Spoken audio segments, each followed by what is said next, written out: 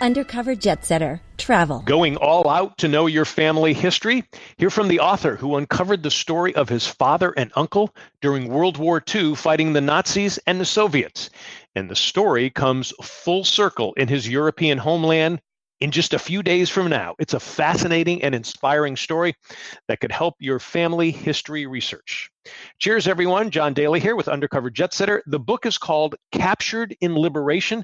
It chronicles the story of a family caught between the Nazis and the Soviets in World War II when Hitler and Stalin secretly planned to exterminate and split Poland. The author is Andrew Bajda. He is a business professor at Cuyahoga Community College outside of Cleveland, Ohio. He joins us now. Andy, welcome to the show. Thank you, John. It's a pleasure to be here. Great to have you. Well, I want to get into the book. I want to get into your personal journey of writing the book, along with your dad's and uncle's historic odyssey, but I don't want to bury the lead. You're preparing for a trip with your dad, now in his 90s, to Poland for a moving ceremony and a meeting with government officials there in Poland. Tell us about that. Right. So this coming Friday, we'll be leaving to Warsaw, and we'll be spending about 4 days, actually about 5 days in Warsaw. On May 12th is a very big celebration in Poland. There was a famous general named General Anders, and he was a general who led some very historic battles in World War II. He died on May 12th, so there'll be a ceremony honoring General Anders on May 12th. The night before the ceremony, I'm actually going to be meeting with his daughter, who is the Secretary of State of Poland. We befriended her in Cleveland. We're going to have a dinner with her, and we expect that to be a very moving event. The day after the 12th, I just now got a text from a Poland radio station. They spoke to me yesterday, and they're getting back to me. They want to do a television interview with my father at our hotel on Monday. So there's a lot of events that'll be taking place in Warsaw. Then a couple of days later, we're going to fly on a government military plane to Rome, and we will be participating in a ceremony that honors the General Anders historic victory at Monte Cassino. So it'll be May 18th will be the 75-year anniversary of the historic Battle of Monte Cassino. There's a lot of soldiers buried there in the military cemetery from really all around the world. So May 18th will be a ceremony, again, honoring General Anders. The contingent will be flying back to Warsaw, but my father and I are going to stay in Italy. I'm going to take him to some places where he was during the war, hasn't been since the war. So we're going to take a tour. We're going to go to Ancona. We'll be going to Bologna to see some historic sites, as well as places where he was stationed at. And then we're going to end the trip. We're going to go back to his hometown in a small village called Bochnia, which is not too far from Krakow. So we're going to go back there for about the last 4 or 5 days. And my first cousins live in the actual property where my father grew up. So Wow. We're actually going to be having a big celebration there on a Saturday night. They'll be inviting family from all over that region of Poland. And I don't know if I told you this, John, but I'm going to have a special guest because there's a lady friend of mine who I haven't seen in years. She's going to come and join us all the way from China. So she's going to be with us for those 4 or 5 days. She grew very close to my father. So this is going to be quite a trip. It's going to be about 16, 17 days, fully action-packed, and I'm really looking forward to it. Well, now, will you be posting photos and videos along the way? I absolutely will. From when I first began this whole project, I started a travel blog, and it's my name, first initial, last name, which is abajda.com. That's abajda.com. And throughout the trip, I'm going to be taking lots of video, lots of photos, and on my website, I do have a travel blog. So I'm probably just about every day going to be posting some updates to that blog. Well, I'll definitely be watching it, and then also I'm going to get you our book on. It's called The TV Studio in Your Hand, so it'll give you some extra tips on shooting video off a smartphone. Yeah. So I'll definitely get you that. Really looking forward to seeing that. You were mentioning how you've had a relationship before with the Secretary of State of Poland. Real briefly, talk about an exhibit that you brought from Poland back to Ohio for people to see, because you live in an area. It's really a large population of Polish Americans. Oh yeah. Talk about that exhibit. Yeah, there's a lot of Polish Americans here. You're absolutely right about that. So I had the book, got out about 2 years ago, and somehow the book got in the hands of the ambassador, the Poland ambassador to the United States. His name is Piotr Wilczek. So he sent me an invitation to come to Washington, D.C. to participate in a service. And I brought my father with me, and he asked for a private meeting. He wanted to meet my father, who the book is about. So we had this private meeting. I thought it would last about 5 minutes, and we were in there for a good hour. He was just taken back by the story. He was so fascinated. And when I told him that I give a lot of book talks and that I see the pride in a lot of Poles who are finally hearing the stories, he made a phone call. He said, I'd like you to do something for me. And he called the Poland Secretary of State, Anna Maria Anders, who is also the daughter of the General Anders. He got us on the phone together, and he said that he'd like to bring a traveling exhibit to Cleveland. And it tells the story of the Anders Army, which is really what this this whole trip is going to be about.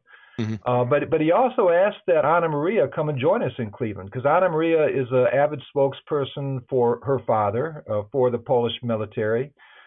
She came to Cleveland for a weekend. It was a long weekend, and I thought it would be very formal, very official, but we actually have become like family.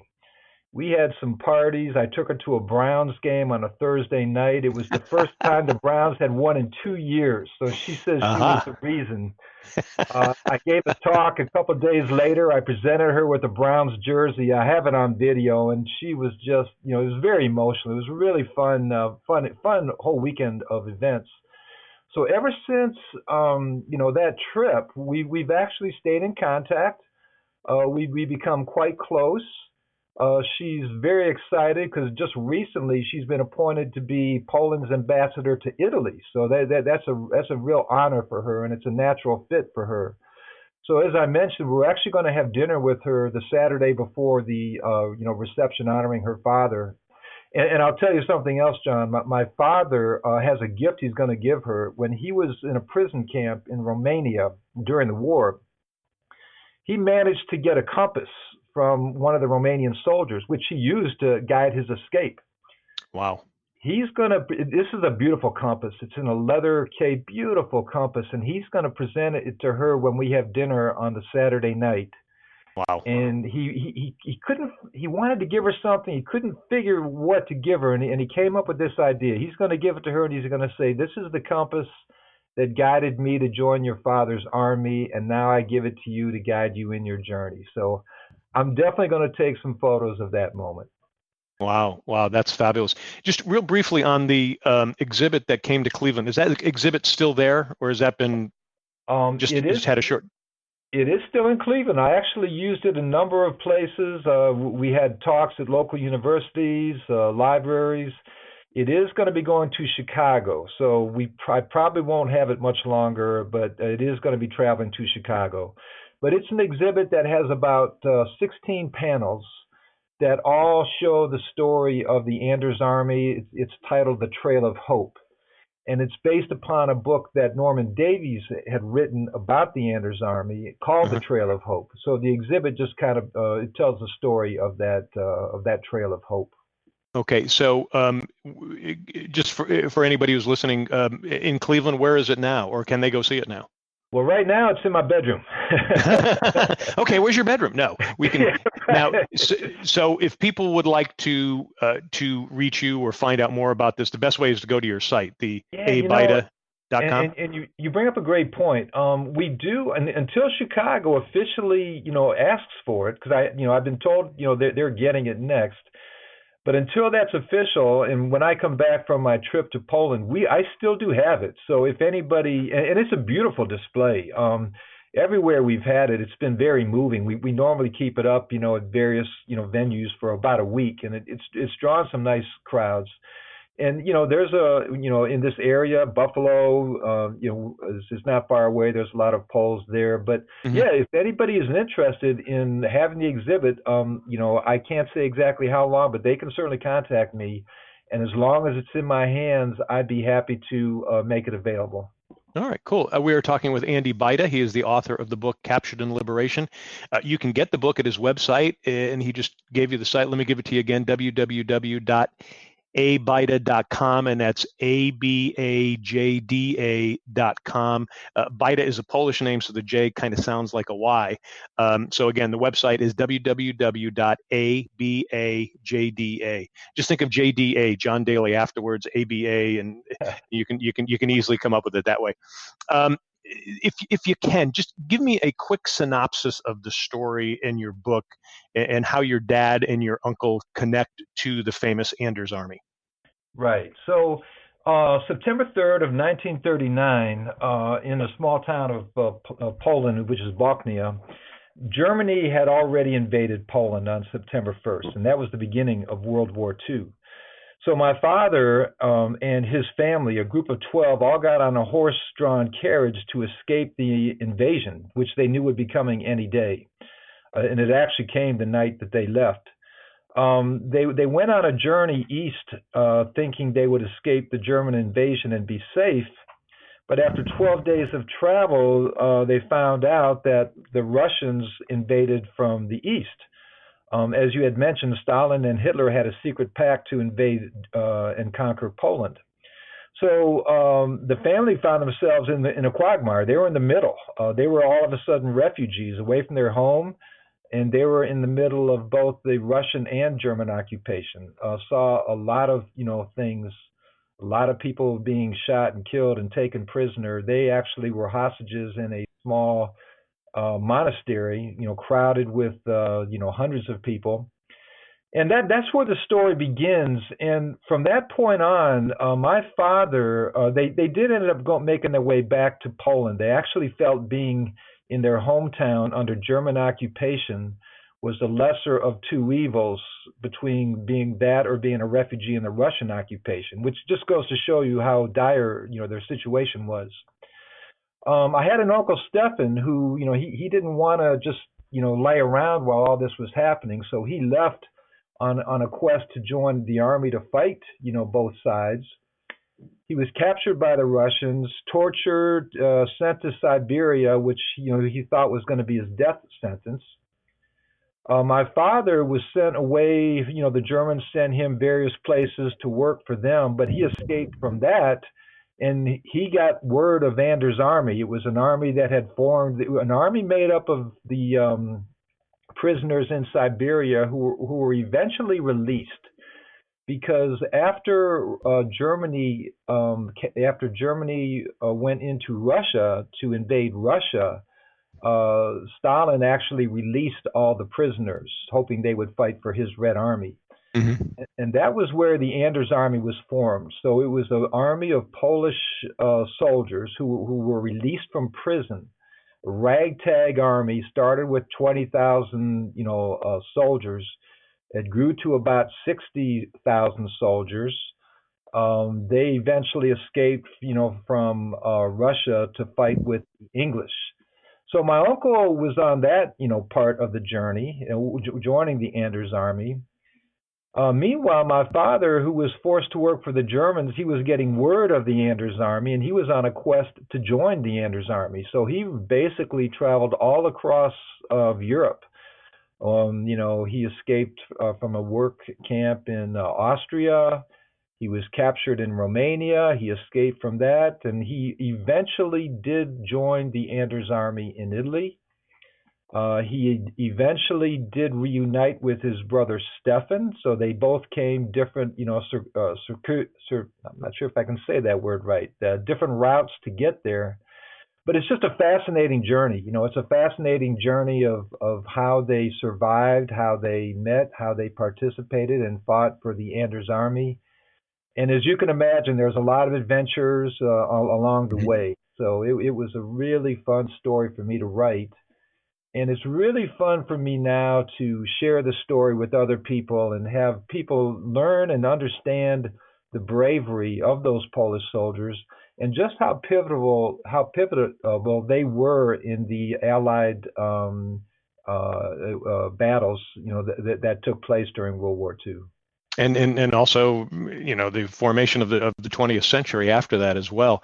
I love the foreword of your book. You talk about watching TV as a kid with your dad in the 1960s, and shows like Hogans Heroes comes on. And if you don't know about the comedy about the German Stalag, where Allied forces have been captured by inept Germans like Colonel Klink, Hogan, or Sergeant Schultz, I know nothing. Folks, look it up. It's a very funny show. It's a staple of the 60s. But Andy, tell us about your dad's reaction to seeing that parody of the Nazis from the 1960s and what he went through less than 20 years before, and talk about that and what led to your dad allowing you to actually explore his story. Yeah, I'll tell you, John, that was the first indication I got that my father had lived a somewhat exciting life. We would watch those movies and TV shows, like you said, Hogan's Heroes, and we'd watch some of the movies of Great Escape that were really popular at that time. And we'd watch Hogan's Heroes, and my father would, it was one of the few things I remember doing together, and really enjoying it. He would laugh, and he said, "That's exactly, it looks exactly like the prison camp that I was in." And that Sergeant Schultz, he reminds me of the sergeant we had, and so I got an indication that, wow, my dad was a prisoner in a war camp. And I got to learn bits and pieces. I learned how he escaped, and it was a pretty daring escape, but I didn't really learn a whole lot more. And I'll tell you, John, I thought, I was kicking myself 5, 6 years ago thinking I had this great story at the tip of my tongue, but I'm never going to learn it, because we all go on with our busy lives. And one day, my daughter, she had been gone for a year in Alaska as doing some volunteer service. I took her to visit her grandparents, and my mother said something that prompted Lauren to say, "Grandma, have you ever been accused of being a spy?" And my father sat very calmly and said, "Well, I was." And how he was sent to this prison accused of being a spy. We spent the next 2 hours getting out an atlas where it happened, all the events surrounding it.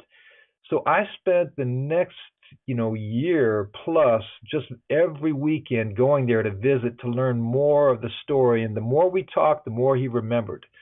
It became, it just became something that was a part of our life. And I had so much fun doing it.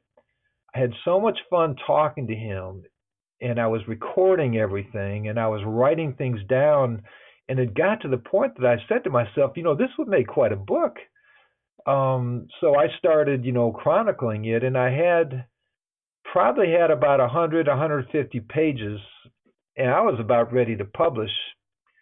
But somebody told me, they said, you really need to go there. You really need to retrace your father's steps. You need to visit the places he was, see it. Wow.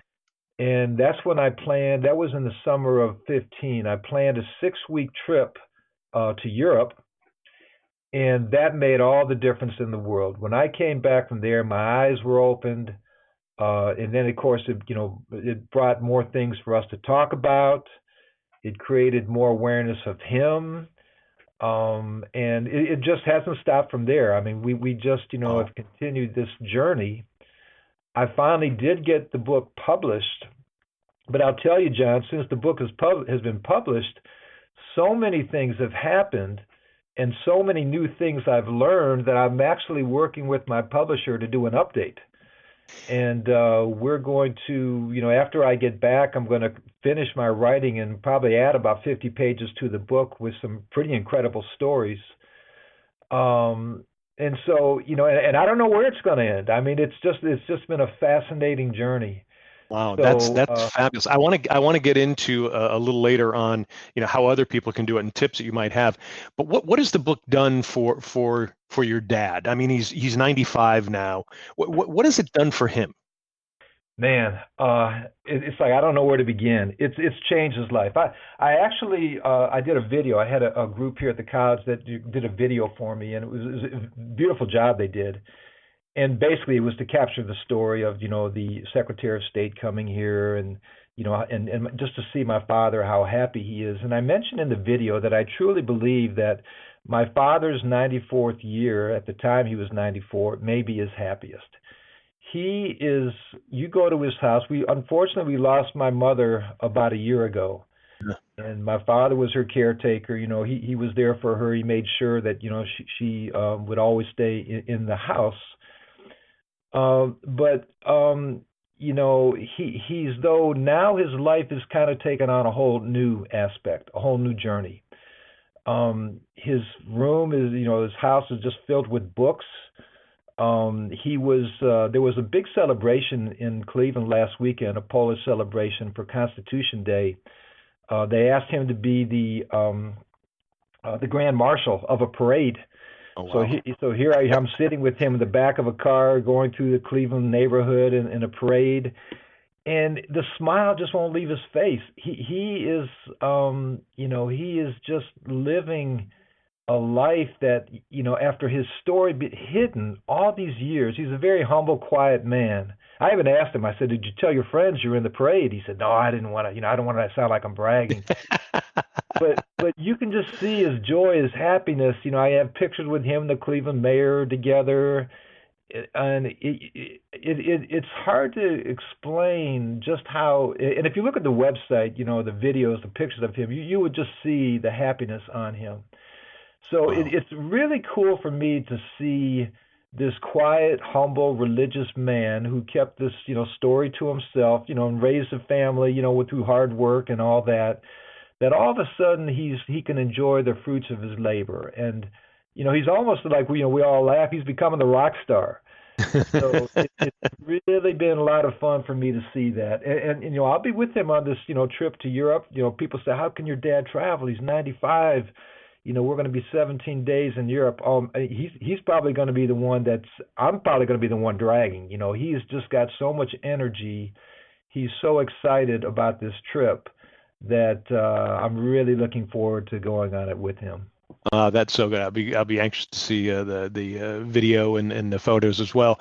We were talking with Andy Bajda. He is the author of the book Captured in Liberation. It's available at his website, www.abajda.com. He and his dad Ian, who is still alive, we've just been talking about. They're heading to Poland next week for a ceremony remembering Anders' army and their fight against the Nazis. Andy, my wife Terry is a high school buddy of yours, and she was the first one to turn me on to your book. And you and I were going to talk a while back, but we lost my father-in-law, Terry's dad, and it's funny. We have a number of stories from him during the Depression in the mill towns of Pennsylvania, and kind of family stories that kind of explain that. But I wish we had done more. I shoot a TV show on an iPhone, and I feel like I didn't chronicle enough. Right. What's your advice to people if they've got either a grandfather or a grandmother or an older father, an older mother? What's your advice to them? Is just do it, just chronicle it, write it down. Do you have any ways? Right. Yeah. I certainly do have something to say. But first of all, I'd like to say I knew Terry's dad. Right. What a great guy he was. I was really saddened to hear, of the loss, and he was quite a man. I remember him from high school. But I think the important thing is, so many people now with social media, it's all about, the instant gratification. We don't talk as much. We don't listen. We just, want to look at what's the latest video or mem, or, it's all that instant gratification. But it's so important to talk and listen. And while we still have our parents or grandparents or, family members, take the time to sit and listen and talk, ask questions, get out an atlas, to try to see and understand where they were. Just take that time. We need to put down our phones turn off the TV, maybe get a bottle of wine and just talk. I really think that, I see that more in Europe, in the European culture than here. But I think it's so important that we do that because, like I said, John, I came probably a blink of an eye from not knowing my father's story. Had my daughter not asked the question, if my mother had ever been a spy, I can't tell you how my life has changed once I started listening and learning and chronicling. It's changed everything for me. And, it could have so easily, and then I think of the times we almost lost my father, to a heart attack. We thought he was gone. Wow. How had that happened, I wouldn't have the richness. So, while we, don't make excuses. Don't say, well, I should have done it. Start now. Mm-hmm. Take the time to talk to your family members. And with social media, with, the technology we have, take videos. Take photos, document it, share it, because that's treasure. That history, that family history is a treasure, and you never know what you're going to uncover. And I really believe that the more you learn, about our family, about our history, the more you learn about yourself. It's just, like I said, for me, it's just changed my life, and I have no idea where it's going, but it's just added so much richness to my life that I can't imagine now where I would be if I didn't have all this behind me. It's interesting. I'm in the midst of reading a book by Ben Shapiro. He's the young conservative writer, and I know a lot of people who are on the liberal side wouldn't want to read him. But he wrote this book called The Right Side of History, and he makes the case of how too many kids in our younger generation today don't understand Western civilization. He goes back to, not only Jerusalem, but also Athens and how that built up. And Yeah. I do think he's right about a lot of that. And to me, if you do something like this, because your parents and your grandparents are that link to really the Western civilization that really has created the world as to where we are today. And to me, maybe we're not getting Western civilization courses in college like we used to before, like I did, and probably you did. Right. And this is a great way to do this. And now you're a business professor at Cuyahoga Community College. By the way, Cuyahoga Community College, one of the great schools, I think, that I've seen. Being a professor, did that help you do the research, or not being a professor, could it hinder somebody? No, I don't think so. I think it all comes down to just having the will, having the will to, to learn, to take the time, to talk and listen. And the best kind of research is primary research. When you find information out yourself from, talking to people. Secondary research is valuable, and there's so much of it available, especially today in the information age. We can all go back and get information about our ancestry. I know that's become very popular, and it's awesome to take advantage of those sites. That's a good way to get started.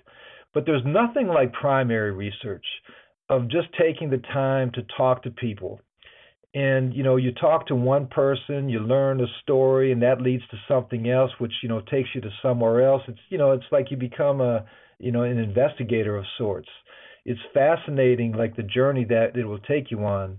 So I wouldn't say that being a college professor has enabled me to do that any better than anybody else. I think it's really a desire just to take the time to to do the research. And the other thing I would say is it shouldn't be looked at as a chore, as a task. Mm-hmm. It should be looked at as something fun. It's an adventure. It's excitement. Like I said, put down the phone. Instead of watching somebody else's adventure, create your own adventure. Because there's so much, in our history, so much from our families that we can learn. And that just leads to even more learning, about what was happening during that time, who was in charge, why things were the way they were. Really important that we take the time to do that.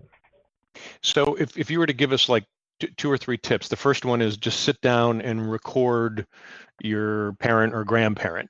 Second one would be to go online and do some research about the time or the instances that we're talking about. Do you have a third one that maybe folks could kind of hang their hats on? I would say travel, go to the places. We'll hear the story about the places and then go there and visit it. Hmm. Like I said, I was ready to publish my book. I was ready to publish it. And then someone said, you should visit the countries, retrace the steps. Yeah. That was amazing. And that's led to so many more things. And in doing that, I met people.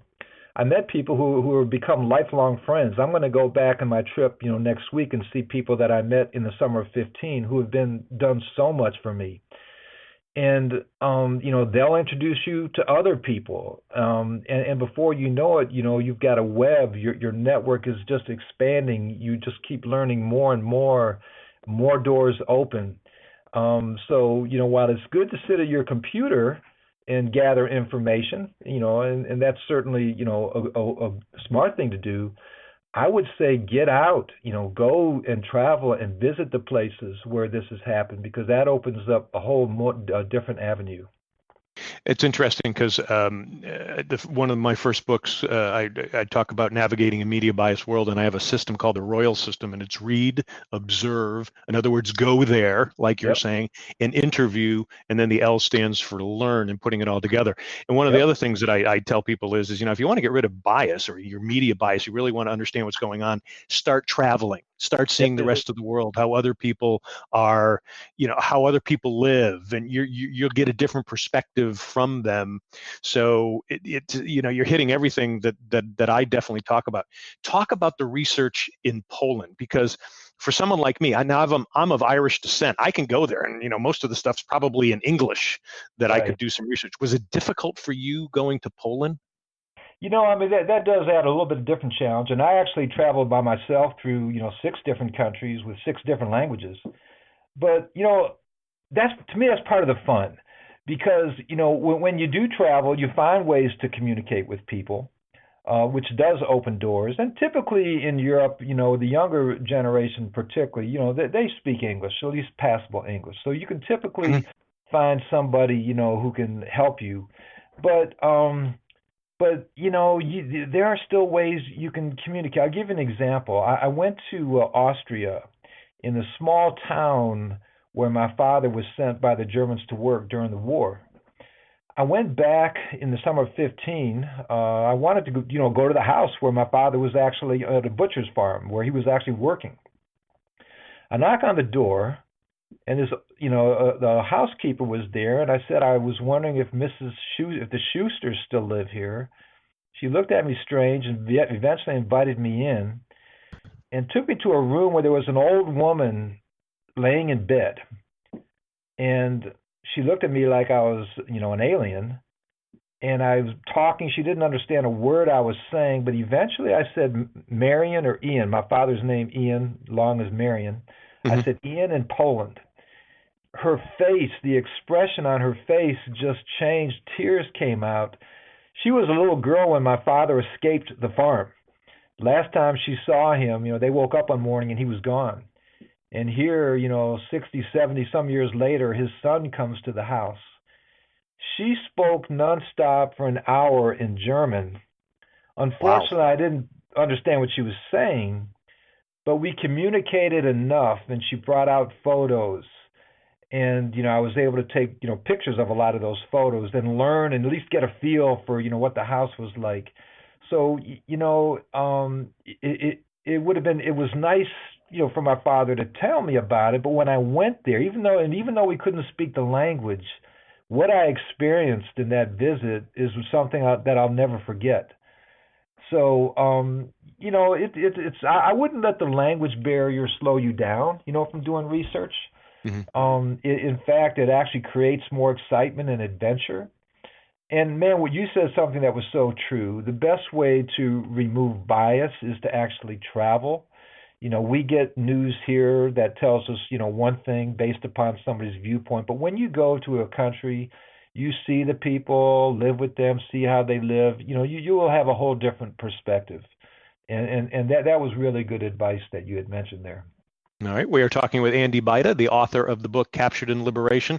He chronicles Anders' army, their famous fight against the Nazis, also sometimes the Soviets during World War II. Both his father and uncle were a part of it. The book is available at his website. It's www.abajda.com. So that's abajda.com. And your book is so important, and not just for your family, because this tells the story of totalitarianism in the 20th century. Like you were saying, we're inundated with so many reams of information thanks to social media, and a lot of it fails to kind of realize the heroes of the time. Does it hit you on how you're actually helping people understand the good life that, let's face it, you and I had pretty decent lives in, 60s, 70s, 80s, and 90s, Right. Thanks to your dad and people like him. Right. I'll tell you the one thing that does hit me, John. When I give talks, a lot of the people that come are Polish immigrants. Mm-hmm. They lived, they're like maybe, in their 40s up, or, a variety of ages. And anybody in Poland was living during the Soviet occupation where all these stories of Anders was not considered a hero in Poland in the 70s. He was considered a traitor because under the Soviet teaching, Right. he was like, anti-Soviet. He could never go back to Poland. He's actually buried at Monte Cassino. So I tell these stories, and I've actually had people of Polish descent come up to me with tears, say, "Thank you. It is so nice and refreshing that we can now be proud. We can learn and understand the story, of our heroes, which were hidden from us for so long."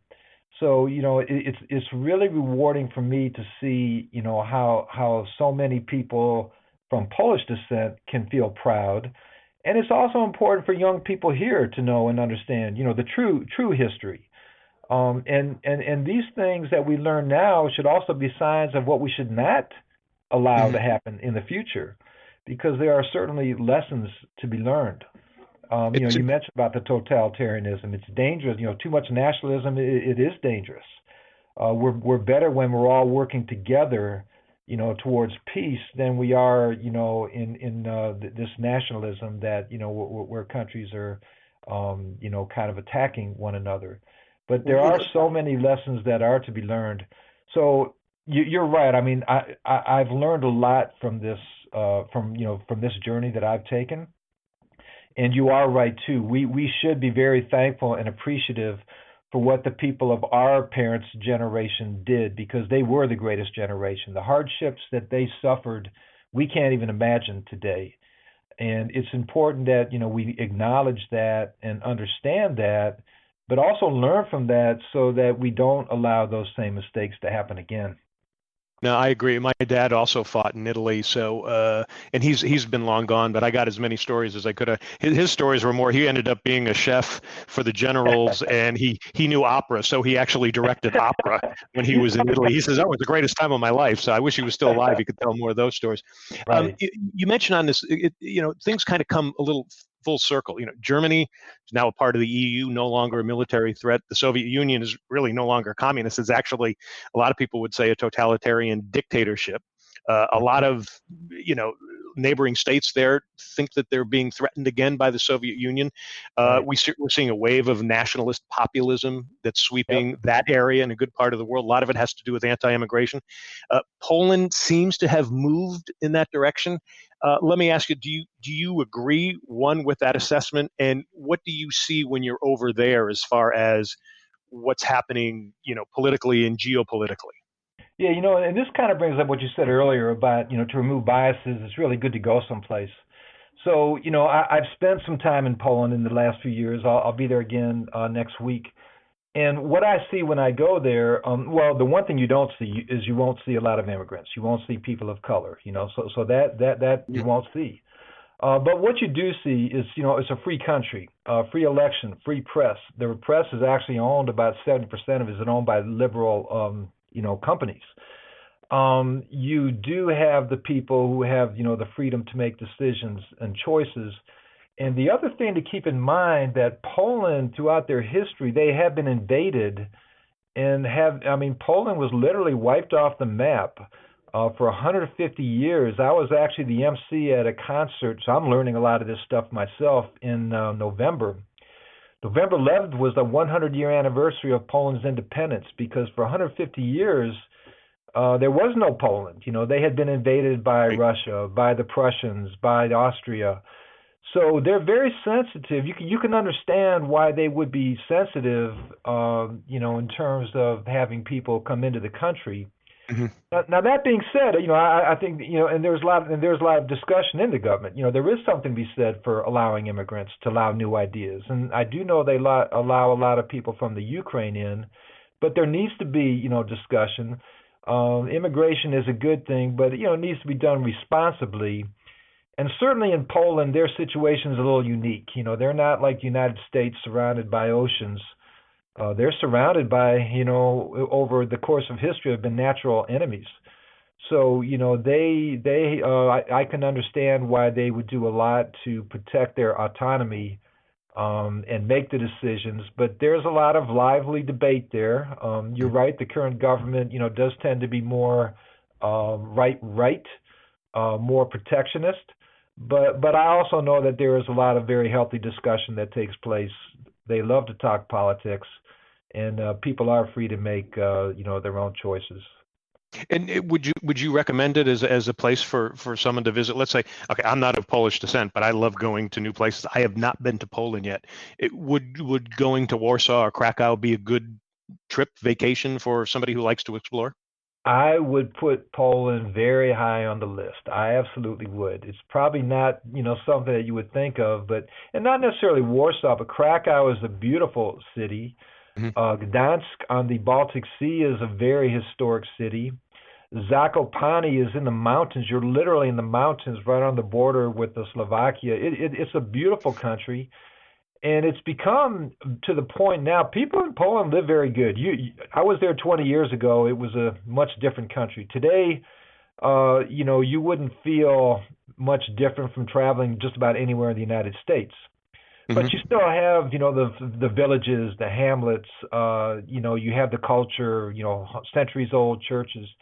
The people are extremely friendly. Most young people, can't speak English. So yeah, I would definitely put Poland on the list of places to visit. I think it was something that most travelers would quite enjoy. All right. Great perspective. I was going to ask you about what your next project is, but I'm assuming it's going to be adding to the book since you've got so many new episodes and stories to tell. Would that be right? Yeah, that is true. I didn't know it was going to go here, but I'm really looking for. My father's given me some stories that I can't wait to publish in the new account. I mean, there's some humorous, some really fun stories. Also, Anna Maria Anders told me she'd write a foreword for the book, and I'm just going to make the epilogue. Everything that's happened since. I'll tell you, John. To me, a lot of people have mentioned to me this would make a great movie. So if it ever goes in that direction, that would be exciting for me. I could also see it, as pretty good. It would be a very interesting film. But beyond that, I just love the whole travel. I love all the doors have opened. I love the writing.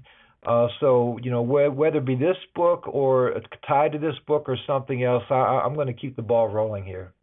Wonderful. Well, we just put this in the back of your head. We work with a virtual training system. It's a platform. It's called Lightspeed VT. It's out of Las Vegas. I think you doing a course on how to research your family background and write a book would be a great video course that people would love to take. So put that in the back of your head. We can talk about that off later. We can definitely do that. Andy, thank you so much for sharing all that with me. It is a fascinating story on so many levels, not only what you went through, but chronicling what your dad and your uncle went through. So again, I appreciate it. Thank you so much.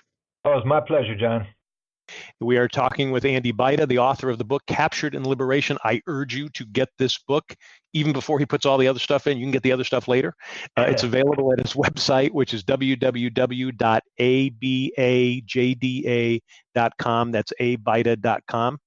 And folks, thanks for joining us here on Undercover Jet Setter. Check out our other podcast on Spreaker. You can follow us on Facebook and Twitter, and you can see our show episodes and segments on YouTube at Undercover Jet Setter. Cheers, everyone. For more on Undercover Jetsetter, go to undercoverjetsetter.com and check us out on Facebook, Twitter, and Instagram.